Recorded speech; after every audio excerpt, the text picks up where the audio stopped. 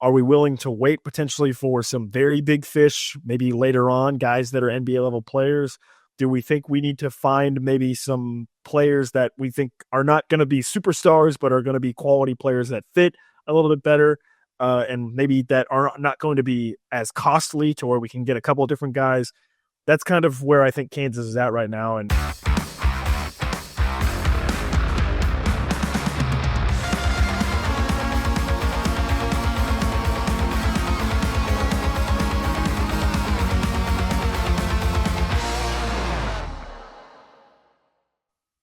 pay heed, all who enter, and beware this podcast. That's right. This is the Pay Heed podcast on the Kansas City Sports Network. I'm Nick Springer, and I'm here with Kevin Flaherty. As always, we're brought to you by Emprise Bank, your partner in all things possible, member FDIC. And today we are going to be talking more transfer portal news for Kansas basketball. There's sort of an overarching sort of where things stand right now as we are approaching the end of what has been a dead period over the past week. And so there could be the possibility of visits again happening for Kansas. This is a team that certainly is still working within the transfer portal. They have 2 commits in the bag, but still a lot of work left to be done for Kansas. So we'll kind of set the stage for where they're at right now and maybe what they might still be looking for and plenty more on today's show. Of course, if you haven't already, please subscribe. Apple, Spotify on audio, and on our YouTube channel at Kansas Jocks KCSN. We really appreciate your support. Drop a comment, like the channel, share your thoughts, leave us a 5-star rating and review. Do all that great stuff that helps us find more people, and more people find us, I guess would be a better way to phrase that. But you know what to do with that. So we've also been continuing to talk KU football through our KU football spring position breakdown. So if you're looking for that football itch, we've got you covered there for sure. Had a great show earlier in the week talking about the defensive tackles with some exclusive interviews and really good stuff there. So if you're looking for some football stuff, we've got you covered as well. And we're going to be continuing our position breakdowns over the coming weeks as well as spring football starts to wrap up. So, but as I said, today we're going to be talking more transfer portal news as Kansas is coming out of this dead period is about to end. Kansas is about to probably continue to get back to work in the transfer portal, and they still do have some needs. So real quickly, Kevin, before we dive into this conversation, just to set the stage here, this is kind of where things stand right now with KU roster-wise. I've broken it down into wings, or I've broken it down into guards, wings, forwards, and then your big men. So the guard spot, you've got Darryn Peterson, Marco Jackson, Jaden Dawson, and Noah Shelby. At the wing forward position, so through your 3-4 guys, you've got Trey White, Jamar McDowell, Samus Calderon, the freshman from Brazil, and you have at the center position, Flory and Bryson Tiller. One quick note before we dive into this roster conversation, Kevin. Darryn Peterson received some high honors earlier in the week on Wednesday. He officially, on 24/7 Sports, was bumped up to the number 1 ranked prospect in the class of 2025. We've obviously been talking about him as if he's already been the number 1 prospect for quite some time.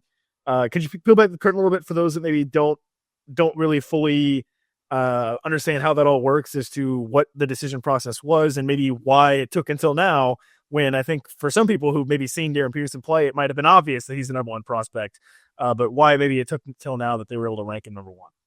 Yeah, I think when you look at football, it equates perfectly with the NFL draft, right? Like if you're looking at 24/7 on-3 rivals, theoretically at least, your top 32 people should be the 32 picks in the first round of the NFL draft when they come out, if you hit it perfectly. Like that's the goal. With basketball, it's a little bit more of a nebulous target, Nick, because you aren't projecting to the NBA draft, which would only be a year later for the top guys. You're not necessarily just looking for that. You're also looking for, hey, how is this guy going to be in the NBA, especially, is he going to be a guy that could be, potentially a franchise guy, somebody that NBA teams aren't just going to draft high, but that they feel like they can build a team around it. And I think Darryn Peterson, when you look at it from that perspective in particular, is really special. And I think, Adam Finkelstein over at 24/7, where they ranked him number 1, does a really good job of looking at these guys and how they fit into the NBA specifically. The NBA is less of a point guard league than it used to be, right? Like it used to be, if you had John Stockton, that was who was going to have the ball 90% of the time on your team.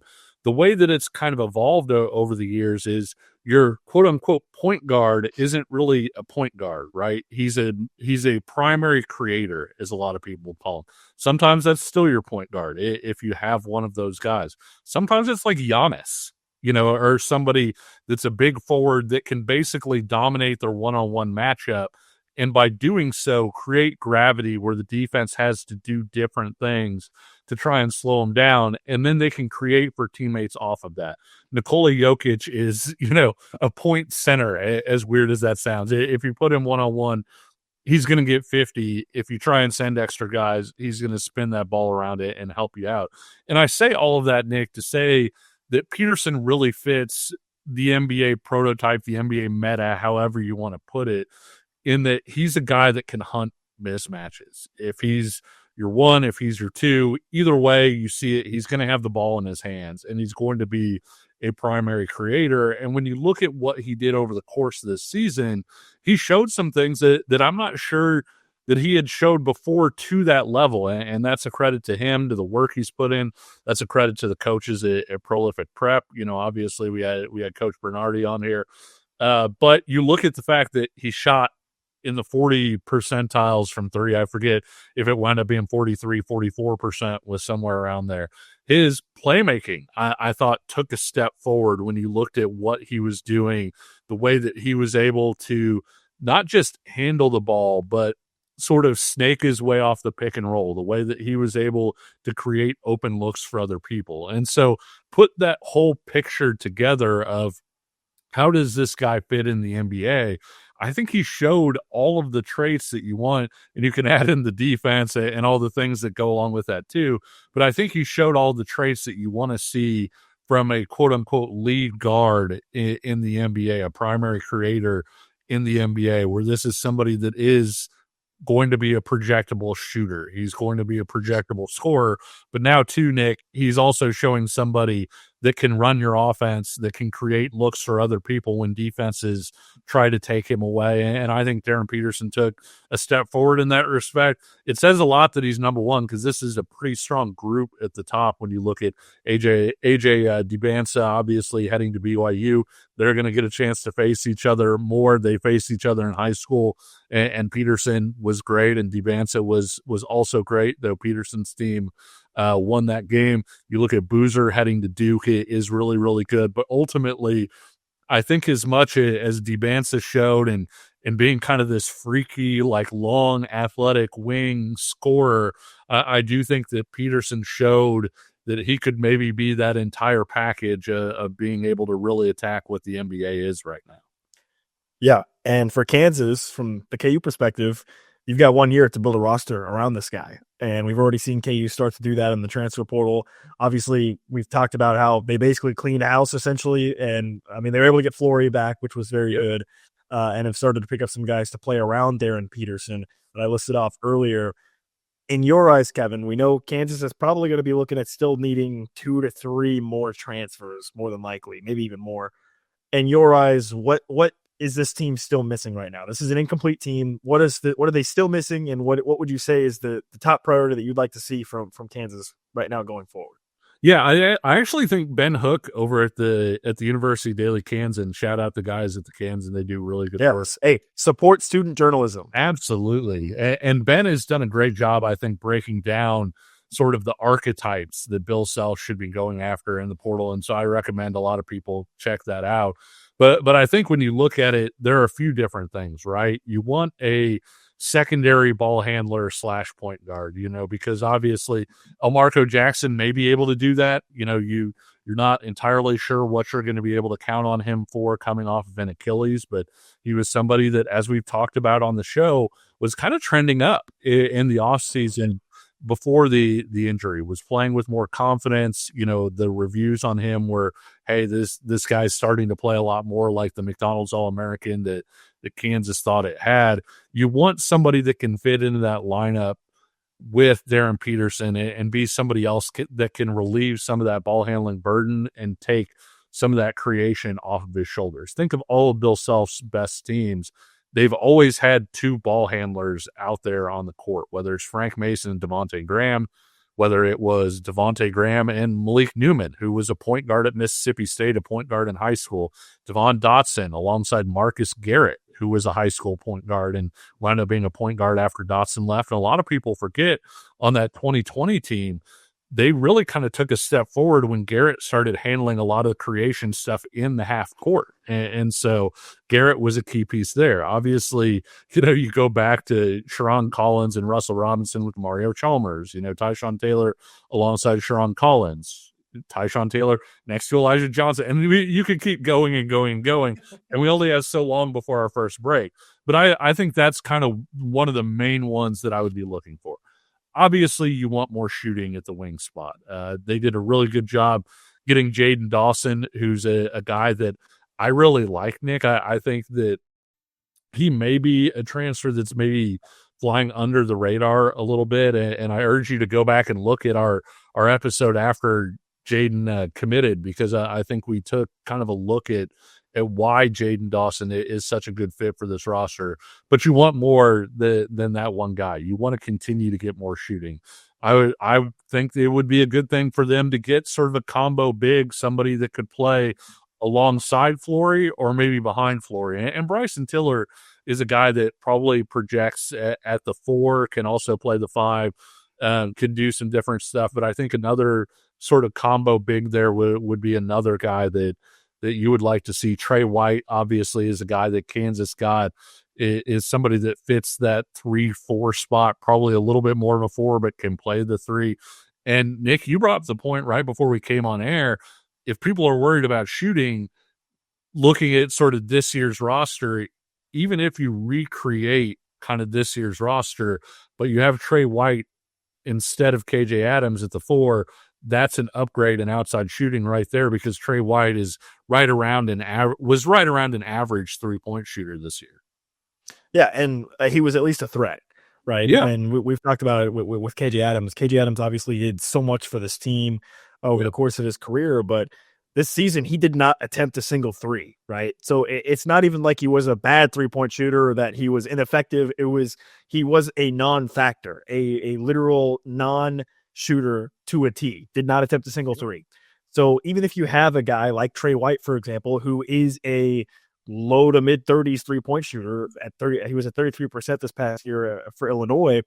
Even if it's lower volume, that is still a massive jump from what KJ Adams offered, which was nothing from the perimeter, from a perimeter perspective. Right now, sure, we'll see what Trey White can do, and from other areas where KJ Adams, was a big boon to this Kansas squad in a lot of other areas, and Trey White we'll see what else he can do. But from strictly the perimeter shooting standpoint, as you said, yes, like even if the rest of this Kansas team ends up being the same, quote unquote, the same as a perimeter shooting team, simply by having a guy like Trey White this year, that would make this 2026 team be a significantly better shooting team, I think, than what we saw in 2024 and 2025. So that is something to consider and something to keep in mind when you're discussing.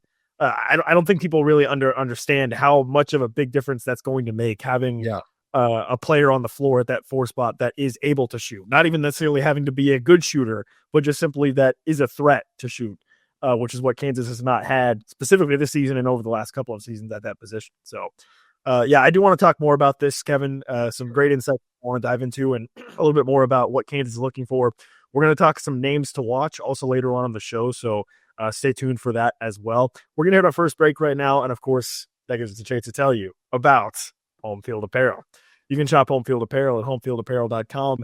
Use that promo code PAID24. Listen, I contacted Home Field Apparel and told them we need a shirt specifically for us. And they said, you know what? You got it. I didn't do this, by the way. This is a joke. But they have a shirt that's specifically for us. I'm rocking it right here on the show on our YouTube channel that says Pay Heat. So there you go. Our namesake has a shirt on homefieldapparel.com. But of course, if you're not, for whatever reason, not a Kansas fan, you can shop 140 other items and find the school for you at homefieldapparel.com.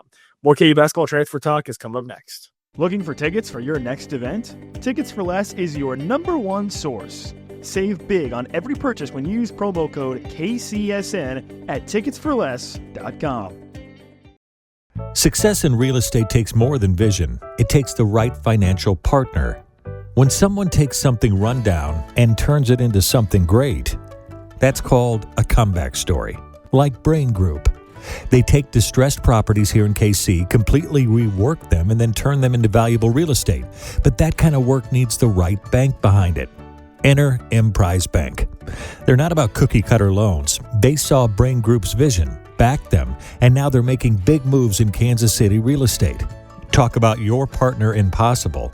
Emprise doesn't do one-size-fits-all financing. They invest in potential and back growth. Visit emprisebank.com/KC to learn more. Emprise Bank. Member FDIC. Equal housing lender. Are you ready to win some real cash during the basketball playoffs? Well, check out Pick 6 from DraftKings. When it comes to basketball payouts, DraftKings Pick 6 posterizes the competition. And yeah, that includes prize picks.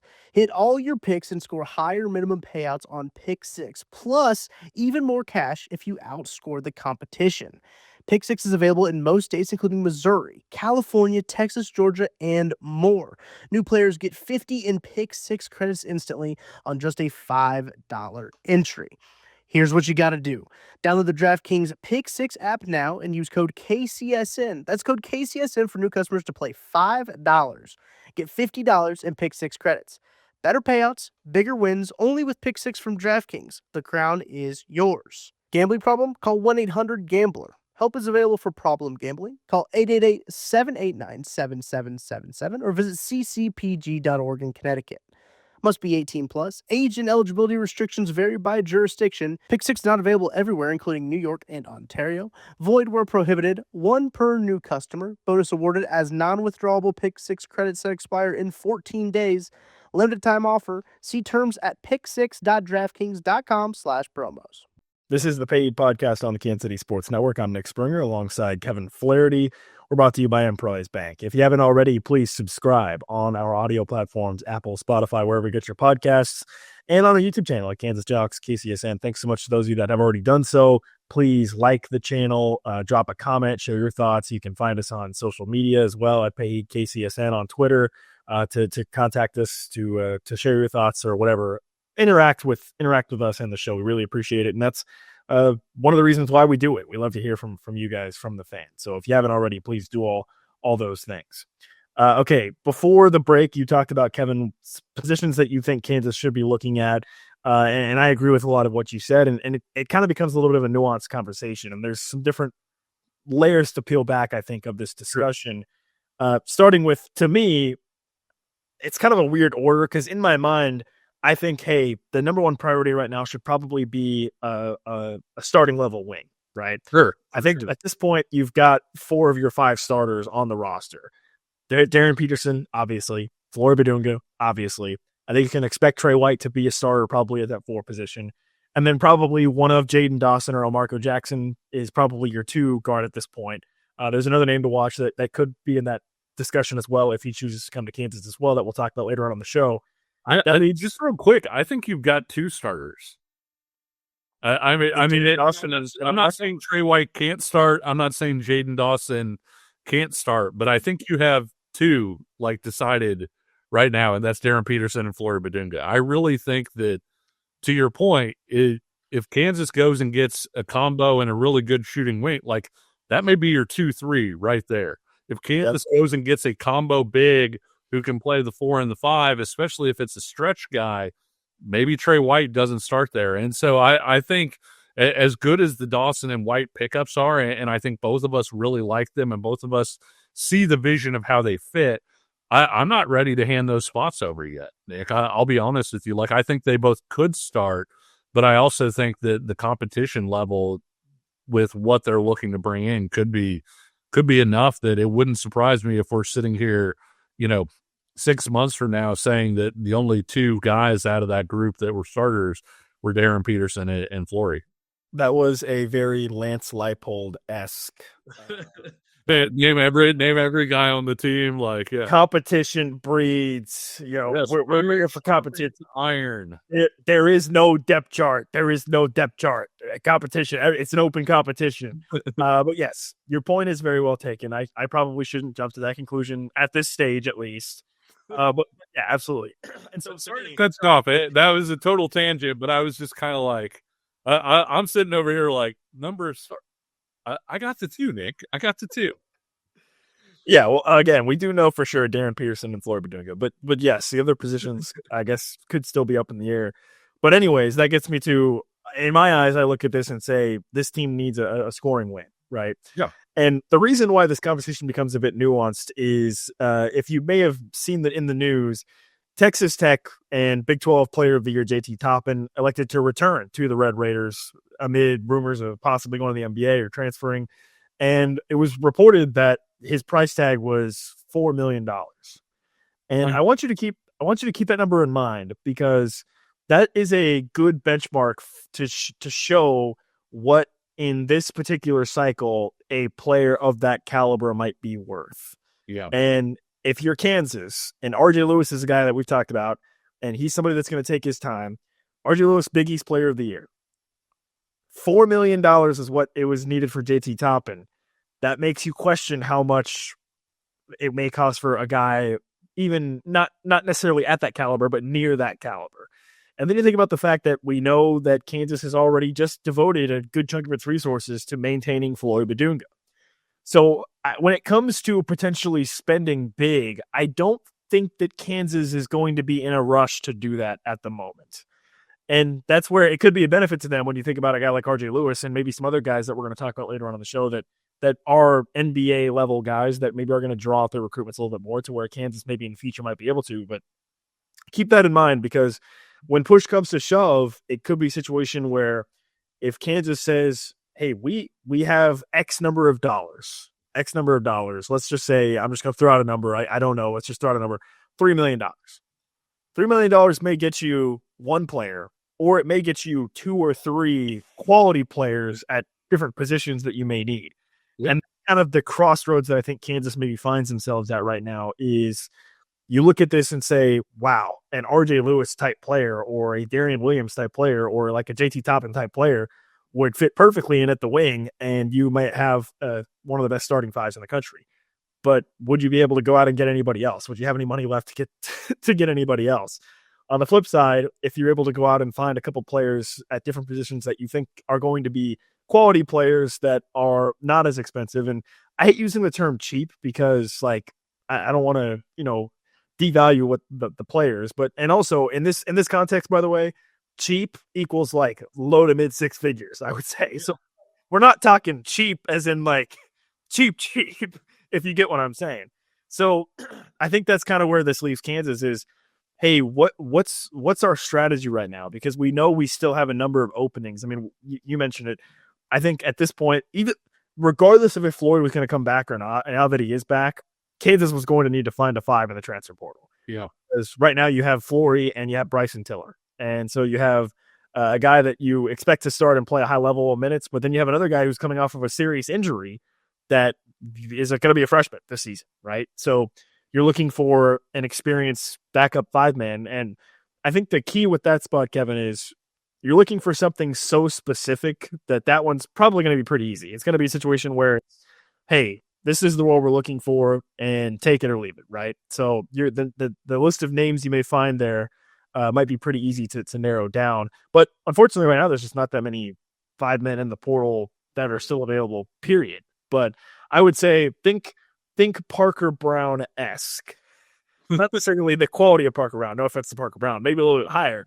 But that type of player, obviously, is what you're looking for at the 5. And then I think beyond that, I look at the guards, Kevin, and I say, you'd like another guard. You've got 3 guards right now that you think are going to be in that rotation with Jaden Dawson, Marco Peterson. Yeah. You get a 4th guard that you think can play either position.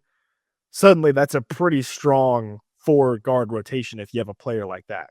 So this is the crossroads that I think Kansas finds themselves at right now is, okay, how much in terms of NIL spend do we have left? Are we willing to wait potentially for some very big fish, maybe later on, guys that are NBA level players? Do we think we need to find maybe some players that we think are not going to be superstars, but are going to be quality players that fit a little bit better?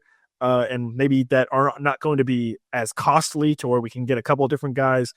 That's kind of where I think Kansas is at right now. And we'll see how things play out for them. Like, I know for a fact they're going to have one of the higher level NIL budgets across the country. So it's not like they don't have the money to spend, but you also have to think about it this way. just mention it. JT Toppin, Big 12 Player of the Year, reportedly $4 million. Darryn Peterson's now the number one player in the entire country at the high school level, and he's looking at being a top 2 or 3 pick. You think that's cheap? You think convincing Flory to stay was cheap? So Kansas already has probably devoted a good amount of its resources. It's just a matter of analyzing what they have left, what they want to do with it, and where they think they can best position themselves with this roster going forward.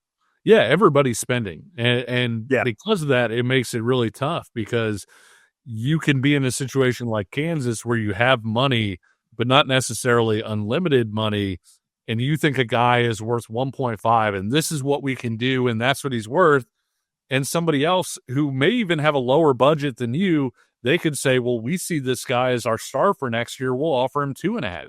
And then why would that guy come to your school? And this is going to be kind of a harrowing way to put it, Nick.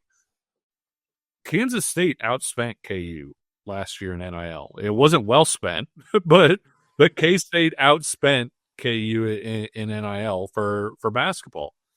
BYU and Texas Tech right now are tracking as 2 of the 5 biggest NIL budgets in college basketball. And so there's a world here where Kansas is, say, a top 10 NIL spender and like 4th in the Big 12. And that's a crazy way to look at it, but it's also true. Now, granted, and BYU, I mean, your point about Toppin, BYU just got Rob Wright from Baylor. I mean, and Rob Wright set to make 7 figures at Baylor and left to go to BYU. Like, AJ DeBance, who is making just a rich. So, yeah, I mean, everybody is spending. And I think that's the tough thing here is it's not like Kansas is getting left behind. I don't want to make it seem that way at all. Kansas is going to be one of the biggest NIL spends in college basketball. But KU might not even be the biggest spend in the Big 12 this year, and they might not be second.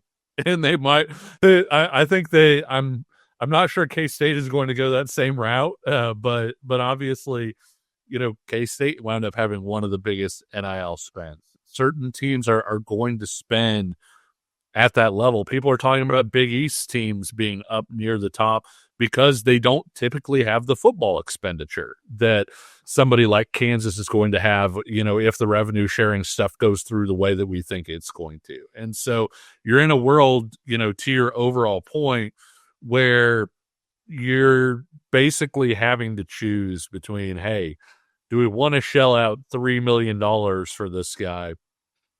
Or do we want to fill 2 or 3 spots with that? Maybe even 4, depending on what you're doing. I mean, to your point, if you're looking for a backup big man who's going to play 10 to 15 minutes a game, you're probably not spending 7 figures for that. But those are the hard choices that you have to make.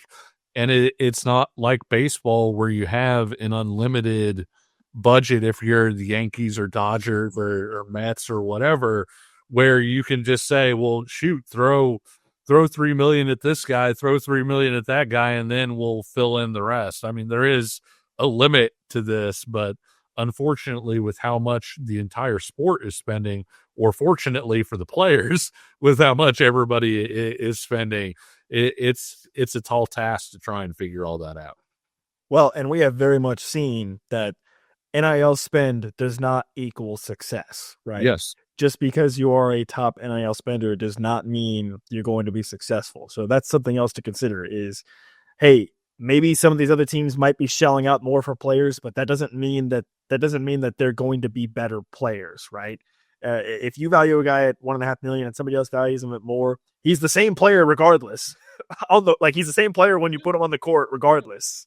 It's just a matter of potential differing valuations. So, a lot of interesting stuff. And certainly, as you said, I mean, you throw in the House settlement coming up, that looming as well adds another layer of complexity to this whole situation as well. So the point being, at the end of the day, Kansas is going to need a couple more players out of the transfer portal. So let's get to some names to watch. Let's get to some guys that maybe we have our eyes on, or maybe that we think KU might be a good fit for. We're going to do that coming up on the other side. Thanks for listening to KC Sports Network. Make sure you download our new app. Find it on the App Store or Google Play. Just search KC Sports Network. This is the Paid Podcast on the Kansas City Sports Network. I'm Nick Springer alongside Kevin Flaherty. Please, if you have not already, subscribe. Apple, Spotify, YouTube, all that great stuff. Like the channel, drop a comment, share your thoughts, join the conversation, all that great stuff. We love to hear from you guys as always. Okay, let's get into some names to watch potentially here. I'm going to start with the wing position because I think that's one that I've really paid attention to. But again, this is one that I get the sense might be a slow burn for Kansas specifically. I talked about RJ Lewis quite a bit. Big East player of the year, RJ Lewis. That continues to be one that feels like it's going to be a very slow burn with him probably taking it up to deciding about the NBA draft. Another guy that I think could be on that similar path is Darryn Williams from Texas Tech. We talked about it earlier in the show with JT Toppin. That's a great example, Kevin, of Texas Tech having two really great players and deciding, you know what, we're just going to go all in on one guy, give him this big NIL and let the other one go. So Darryn Williams is an example of that. But he's a guy that's probably going to command a high dollar amount as well, I would expect. Also, this is just sort of an old friend alert. This is not one that I even expect Kansas to entertain or be interested in. But how about a little Tyon Grant Foster, who started in college basketball in 2015, and he's still out there playing, and he still has a year of eligibility left. It's a really great story, obviously, for those who don't know about. He suffered from a medical condition at one point, collapsed on a court, I think, and was able to come back, and has obviously been great at Grand Canyon for the past couple seasons. I don't think Kansas would entertain bringing him back, but that's an old friend alert, I guess, if you will. Yeah, for sure. I mean, obviously, his recovery and everything is awesome. To your point, Nick, he was in the same high school class, I believe, as Trevor Lawrence, the Jacksonville Jaguars quarterback. Who is already on his second contract, I think. He is heading into his fifth year as an NFL quarterback. So they were both supposed to be, I think, class of 2018. Trevor Lawrence actually, I think, enrolled early, like that spring or whatever. So, but yeah, both of them would have been class of 2018 guys. So kudos to Tyon Grant Foster. He's got, like you said, he had the medical stuff, obviously had played at JUCO before he got to Kansas in the first place. That's part of this too. And so he's going to be playing this season as somebody that, probably should be on his fourth job with a mortgage, but it's an awesome story for sure. And more than happy to see him get another year of college basketball with everything he's been through. The most intriguing name to watch as we move to the guard spot. That's kind of it for the wings, I think, right now. I mean, not a lot of movement there, I would say, for KU at this point. It seems like they're being patient. The most intriguing name to watch by far at this point is at the guard position. A newer name, a guy that we haven't talked about quite yet. And that's Melvin Council Jr. from St. Bonaventure. He is taking advantage similar to Diggy Coit, which, by the way, Diggy Coit committed to Maryland. So he's going to be playing out in Maryland under the new head coach there. So good luck to Diggy, I guess, and keep making us short kings proud out there. But anyways, Melvin Council Jr., similarly to Diggy with the JUCO route, and played at the lower level, eventually ended up at Wagner, played a year there, and then played his one season at St. Bonaventure this past season, averaged over 14 points per game. He's at 6'4", as a guard. So again, the type of player, Kevin, that I think you look at Jaden Dawson, who we talked about earlier, as somebody that is a bigger guard. Melvin Council fits that as well. And I mean, if you were to add a player like this, you would be talking about 4 guards and 3 of them being over 6'4", or 6'4" or above with Darryn Peterson. And that's actually something that Kansas really hasn't had. I'm glad you mentioned Marcus Garrett, because that's kind of the last time we've seen KU operate with a really, really big guards like that, right? I mean, you think about, obviously, DeJuan Harris is not the biggest guy in the world. He's been manning it for KU. Diggy Coit this past season as well. Even Shaq Moore, when he was out there, was a tough guy, but not a tall guard in any stretch of the word. So this could be an opportunity for Kansas to have some much more length at those positions. What's your initial thoughts on Melvin Council Jr. from St. Bonaventure? Well, actually, if you could watch the screen, you could see that I was, kind of typing while Nick was talking. And what I was doing was bringing up Melvin Council's conference play stuff, because he was impossible to take off the court in conference play for St. Bonaventure. He played all but 13 minutes in conference play for St. Bonaventure. That sounds really good. Nick, that includes an extra 5 minutes of overtime in one of their games that he played the entirety of the overtime game, all 45 minutes. The fewest minutes he played in a conference game was 36. So St. Bonaventure just could not take this guy off the court. And when you watch him, you see why. He's a really athletic guy, a long guy, good defender, shoots well at the rim, is a good free throw shooter as well. Not a great 3-point shooter. And so I've seen some people kind of, maybe criticizing that part of it.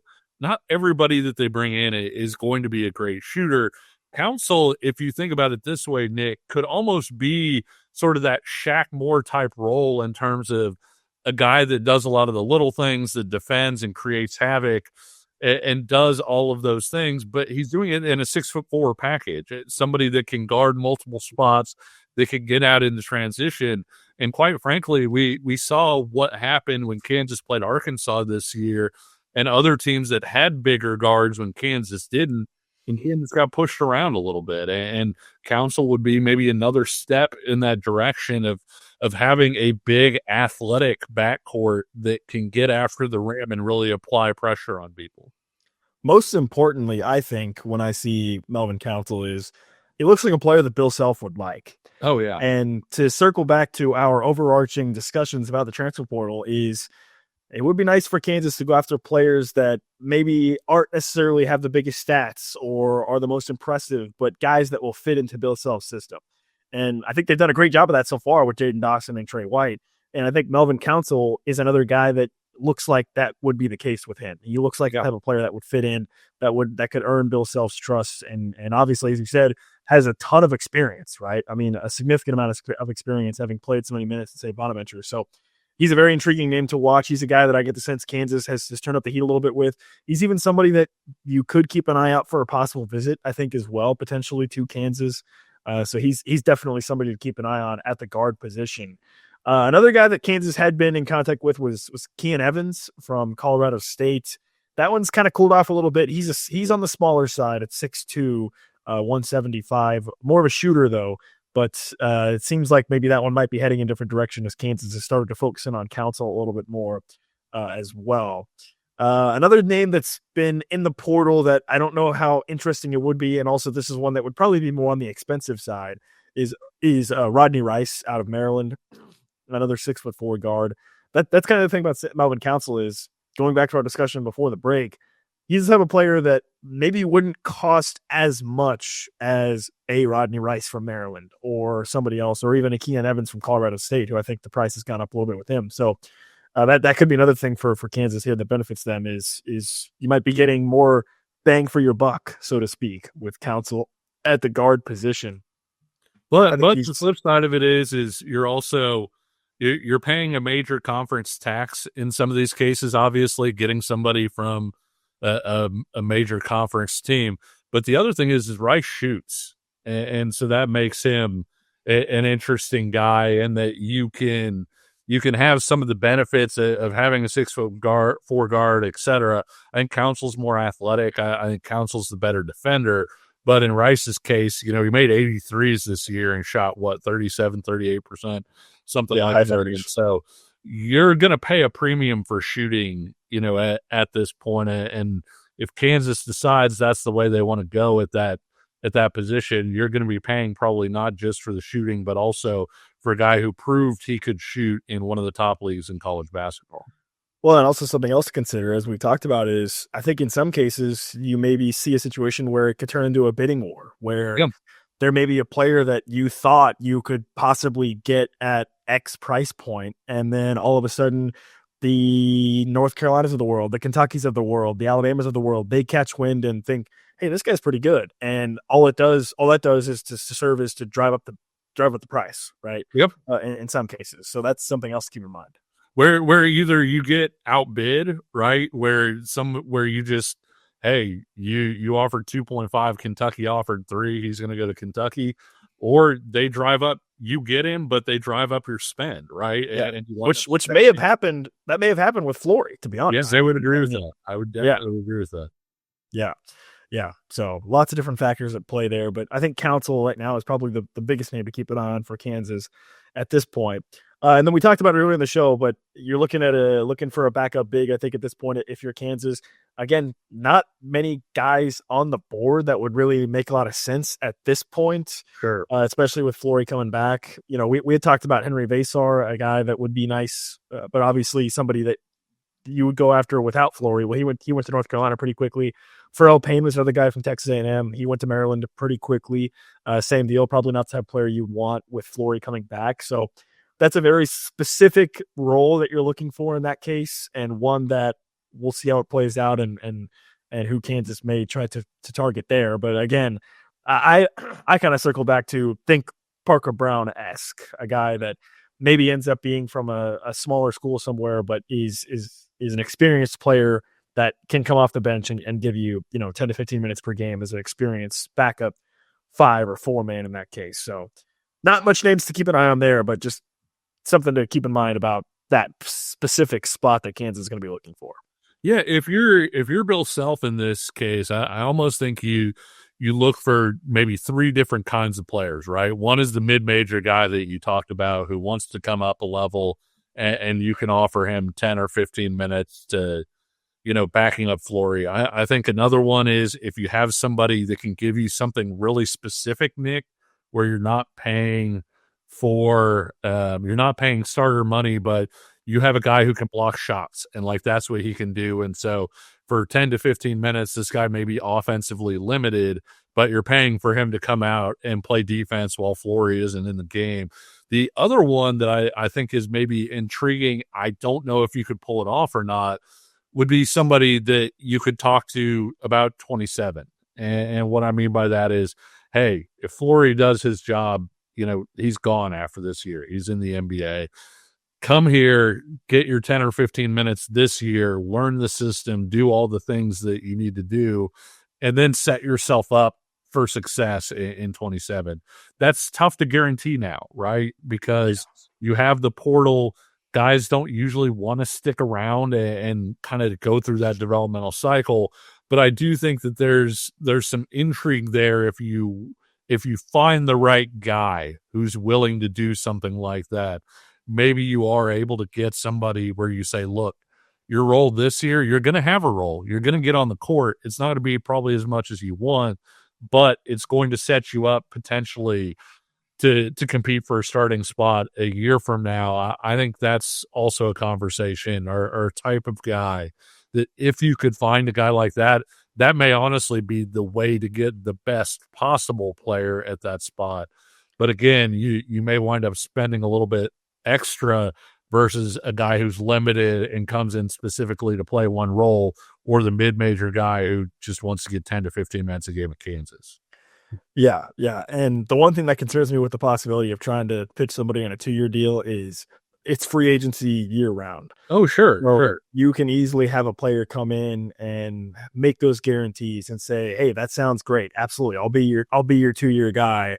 And then something happens and all of a sudden that goes away. So I like that. I like that. That's next year's problem though. I mean, you're just trying to get him in for this year. True. And so and maybe that's even part of the pitch. Like, hey, we'd like you to stay around and compete for a starting spot in 27. If 26 comes and goes and you're not happy, or you think you can get a better offer elsewhere, no harm, no foul, basically. But I think that's maybe the way that you try and set that up if you're looking for sort of the best possible guy. But again, I kind of see it the way you do, and that I think it's more likely you get a mid-major guy that just wants to step up in level, or you get somebody who knows they're a backup. They know they're limited in one way or another. And so basically you're paying for a backup center for Flory, somebody who can play defense and rebound, but he's not going to score points for you when he's on the court. And he knows that because of that, he understands that, hey, this is my chance to do that at a high level. all in all, the bottom line is Kansas still has work to do. This is far from a complete roster. They're still going to have to get some more additional players out of the transfer portal. And of course, we'll have you covered here on KCSN on the paid podcast with updates on that. I will say though, I'm going on vacation this weekend, so I'm just kind of hoping nothing happens over the weekend, and then we'll come back and hopefully talk about it next week. But knowing my luck, something big will happen while I'm on vacation, and that would be annoying. But that's the way it goes. The second you get in the car, something's going to happen. It's not even going to be while you're on vacation. It's going to be like while you're driving. So you win the thing. I mean, there's a running joke on Fog.net with friend of the show, Michael Swain, that whenever he leaves his house to do anything, it is basically when news is going to happen. Well, and we experienced that. We had an event planned with Michael Swain, and if you recall, Kevin, it was the night that Jaleel Hurley decided to commit to KU, who is the cornerback in football. So he was like, I think on the way to meet us, and then was like, oh, sorry, I got to go back. And, so a lot of respect to those guys, to those beat writers, those beat reporters that put in the time and put in the effort. So support those guys as well. And like I said earlier, support student journalism also. As a proud J School alum of the University of Kansas, I say fully support student journalism also. But that's going to, I think, about wrap it up for this edition of the show. Once again, if you haven't already by this point, what are you doing? What are you waiting for? Like, subscribe, and drop us a comment, share your thoughts, join the conversation, do all that good stuff. But until next time, he's Kevin Flaherty. I'm Nick Springer. We'll talk to you again soon. See ya.